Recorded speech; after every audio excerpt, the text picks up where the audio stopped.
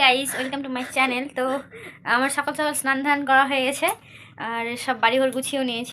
এদিকে আমি বিছানাটা গুছিয়ে দিচ্ছি, সে সঙ্গে আমার মেয়েটাকে দেখো একটা পুরোনো কাপড় এখানে ফেলে রেখেছি, এটাকে একটু সাইড করে নিই।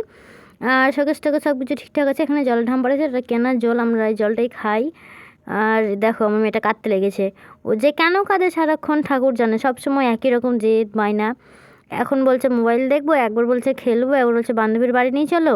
দিয়ে খুব বিরক্ত করছিল। আর আজকে যেহেতু রবিবার একটু ভালো রান্না বান্না হবে, তোকে বলছি তুমি ঘরে থাকো, আমি রান্না বান্না করি, কিন্তু ও ছাড়ছিলই না। তোমাদেরকে একটু রিকোয়েস্ট করছি, প্লিজ তোমরা আমার চ্যানেলটিকে সাবস্ক্রাইব করো, আমার পাশে থেকো, তোমাদের সাহায্য আমার প্রচুর প্রয়োজন।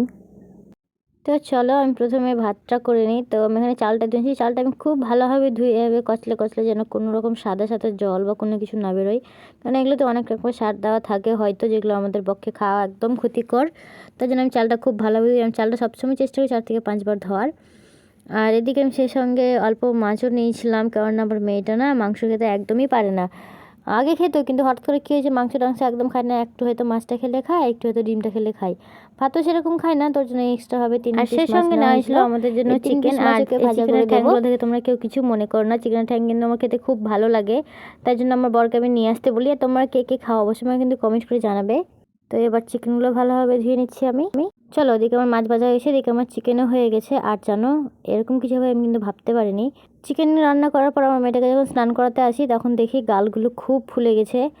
দেখে তো আমি প্রথমে খুব ভয় খেয়ে গেছিলাম যে না জানি কী হলো। তারপরে আমাদের এখানে একটা ডক্টর কাকু আছে, ওকে ফোন করলাম যে কাকু এরকম ফুলে গেছে, তো বললো নিয়ে আসো। গিয়ে দেখলাম যে না, টনসিল হয়েছে, দিয়ে এভাবে পট্টি করে দিল। মনটা কিন্তু খুব খারাপ, রান্না করে রেখে চলে গেছি, আমিও খাইনি, আমার মেয়েটাও খাইনি।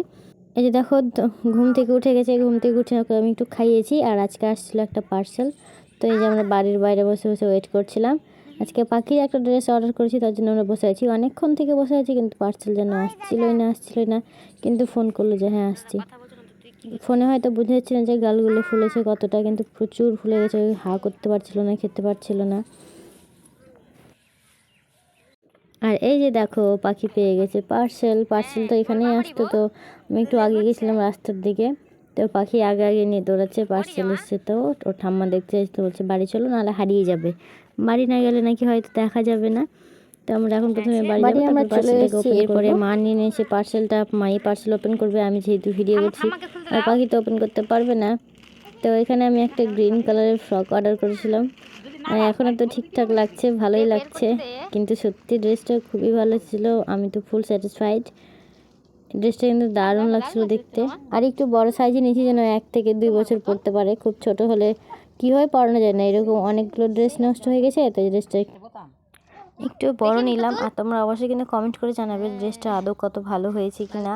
আমার তো খুব ভালো লেগেছে। ও এটার দাম নিয়েছে 185 টাকা। আর আজকের ব্লগটা তোমাদের কেমন লাগলো তোমরা কিন্তু অবশ্যই কমেন্ট করে জানাবে। শেষ পর্যন্ত আমার সঙ্গে থাকার জন্য থ্যাংক ইউ।